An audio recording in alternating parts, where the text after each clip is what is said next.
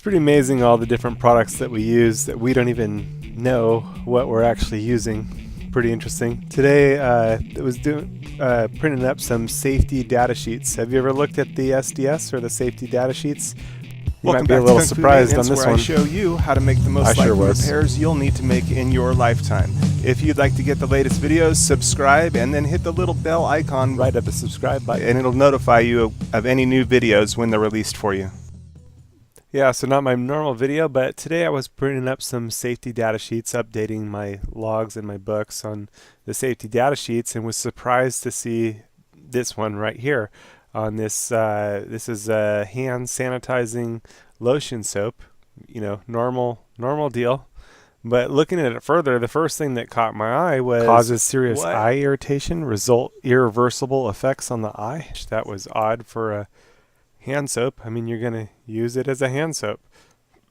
But looking in there a little deeper, what surprised me was the species is rabbit. What does that mean? Is made from rabbits or something from rabbits? Ethanolamine? I don't know. I'm probably butchering the pronunciation, but it's pretty weird. So, yeah, very strange. Looking it up a little bit further, the closest I got to there's something surrounding ammonia, again, which doesn't sound good. Something from rabbits. The next time you need to wash your hands, you're going to need to catch a rabbit. It's pretty scary. Anyway, curious if you guys have seen any other interesting things out there as you look at your safety data sheets.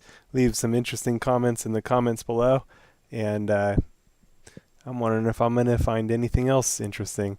It's probably good to review some of these safety data sheets even before you purchase chemicals. Because, you know, who knows? You might be washing your hands in something from rabbits. Yeah, that's scary. A quick search of my YouTube channel, you should be able to find a bunch of material that'll be helpful to your maintenance needs, and links to tools and parts used in the videos can be found in the descriptions below.